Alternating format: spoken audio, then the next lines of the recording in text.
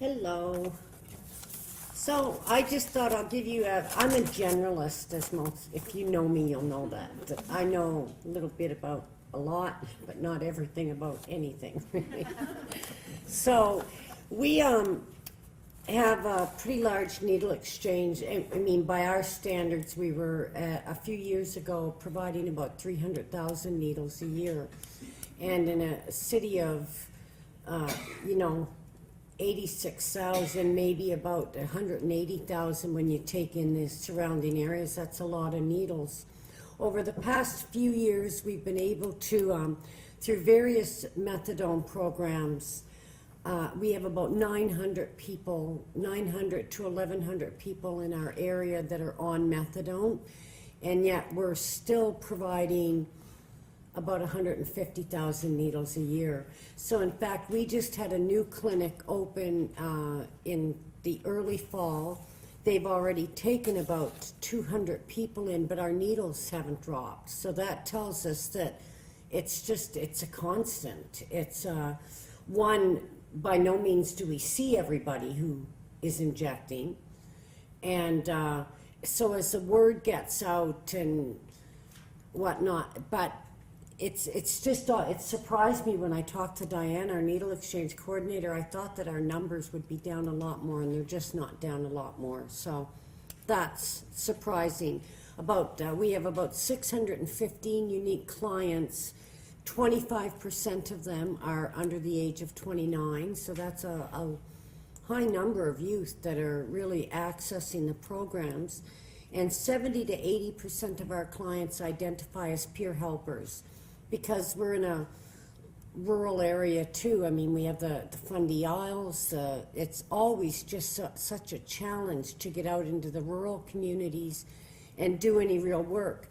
So I'm going to touch on one piece. We were lucky enough to get an upward amendment a few months ago, a small upward amendment, and we decided that we would expand on our rural outreach piece because it's just always so hard.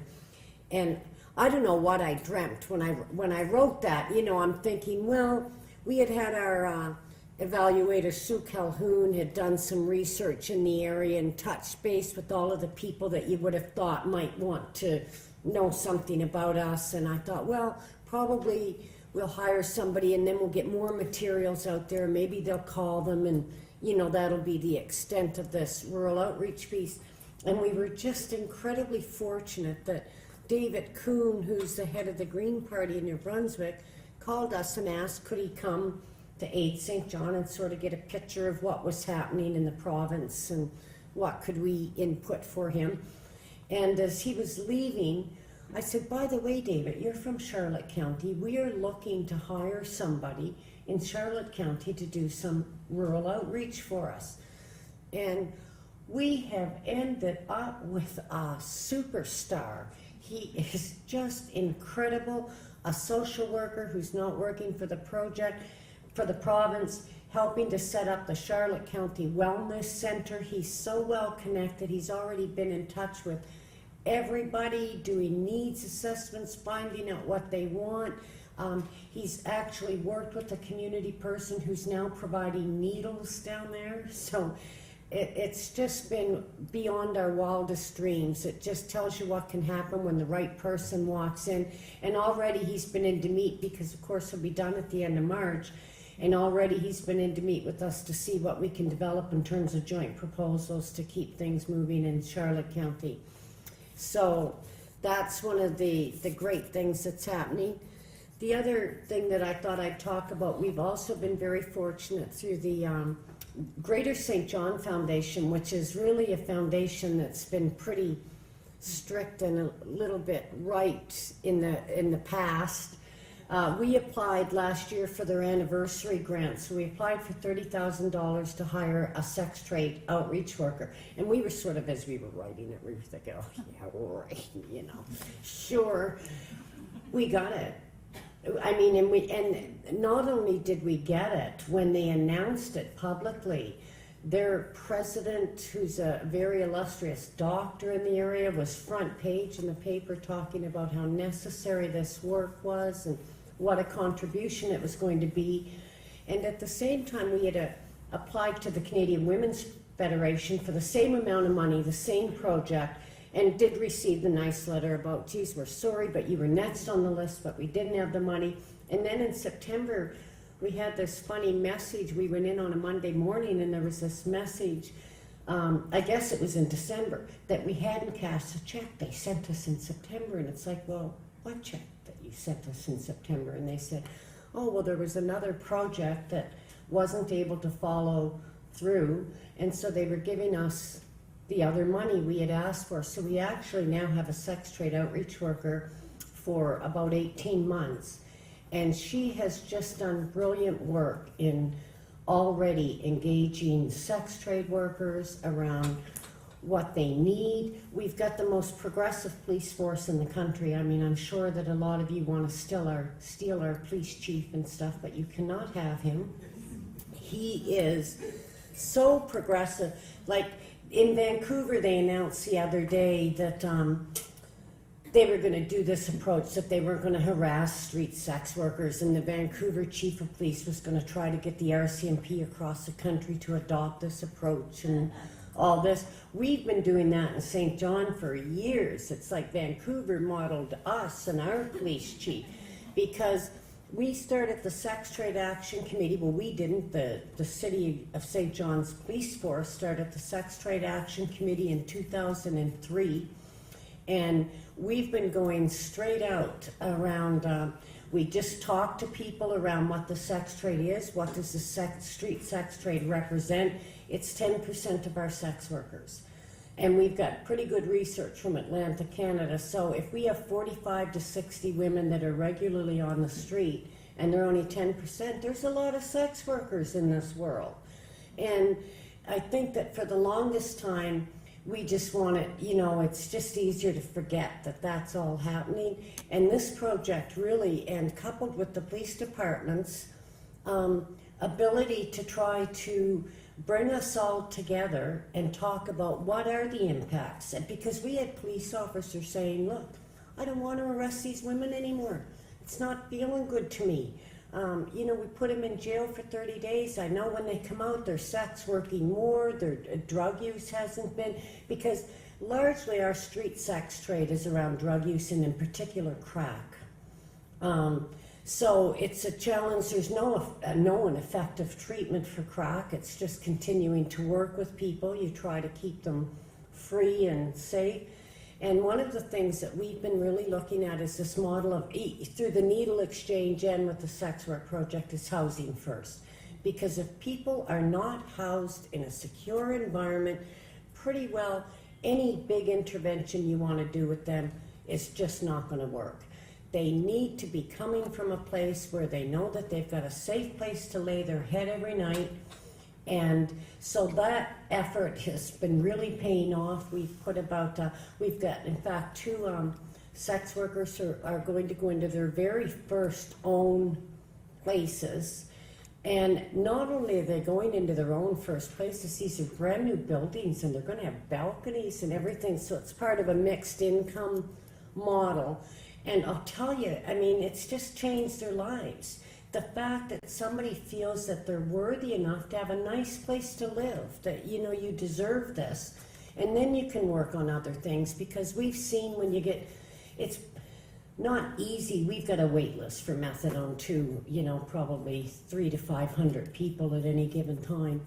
And it's not easy to do the push around why people need to be in a secure house first. And in the political climate, of course, there's no money for anything anymore. In housing, there's no money, but we've been very successful in that, at least having people recognize the incredible difference it makes when people have a good, safe place to live, and then other things just can fall so nicely into place. It's not always perfect, I'm not saying that, but it does work. So I think that the only other thing I'd really, well, there's a couple of things, but I'll run out of time.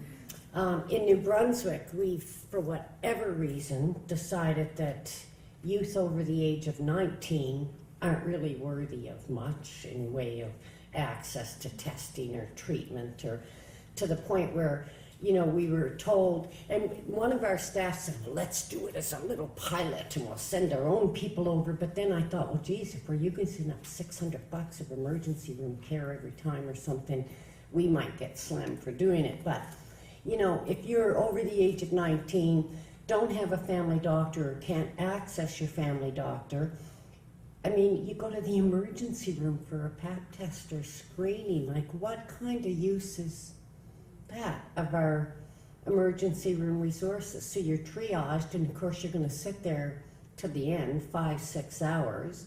And in fact, sometimes you're maybe told to come back the next day because they couldn't get to you because there were too many. So that's crazy. We need to stop that craziness. And then the much bigger picture about jails and prisons. And our people, I can't tell you the times that they're sent to jail, and we've just finally gotten them stabilized, but they're going for old charges because you don't go to jail right away. And so, you know, we've maybe got them on methadone, and the doctor's working around the benzo use, and things are sort of stable. And then they go into court, what happens? Jail. Go to jail, what's the first thing that happens? They're removed from all their meds, even HIV meds sometimes. It's just crazy. Now, we've met with the, I don't know what you call him, the head guy at the jail. I've forgotten his title. Yeah, but, you know, and he was just, I think what it comes down to them, it's all about money now. So first we're asking about why almost everybody who goes into jail on methadone, they're not on methadone very long before they've cut off, because if you say like, fuck, violence, you're cut off. And so all of the people that you just nicely get stabilized and they're back in jail, they're removed from their mental health medications that they've been prescribed by other doctors, and they'll say, oh, well, they're only going to be in there a couple of weeks. What would that matter? Well, if you're on benzos and don't have your benzos for a couple of weeks, that's pretty serious stuff. So I think we need to do a whole lot more work around prisons and jails and what happens.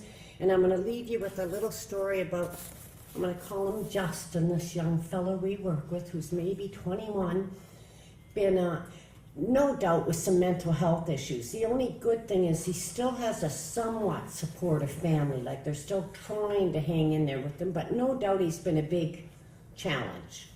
And so he's been self-medicating for a number of years, trying to get what he can't get from the mental health system, because you can't even hardly see anybody in the mental health system.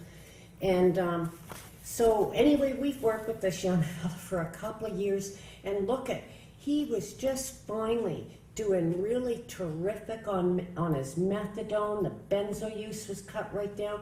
He had a place to live, and family was helping him pay that so that he could meet the requirements of having an address so that he could finally get income assistance and a health card. Went to jail last Thursday on an old charge, like a 6-month-old charge, and what does the judge do? Instead of looking at all this great stuff that's taken, no, 3 months in jail. And it's like, well, you just threw all that out the window. Why would you do that? But, so we really need to get these people in corrections to see that they need to be part of the solution with us, and that we are not alternate egos. That we are all working for the same people, the same thing, and we just need to do the big shift around. You know, when I think of Ashley Smith, I think of the number of people that come into our natal exchange and talk to us about spending a month in segregation without seeing a bloody soul, being kept cold and hungry as a punishment for misbehaving, but you haven't had your mental health medications that you needed all those years. So I think that we need to really talk around people's need to self-medicate, and then how do we intervene and work with the correction systems across this country, be they, you know, provincial jails or federal penitentiaries, that we just need a lot more humane treatment. So, thank you.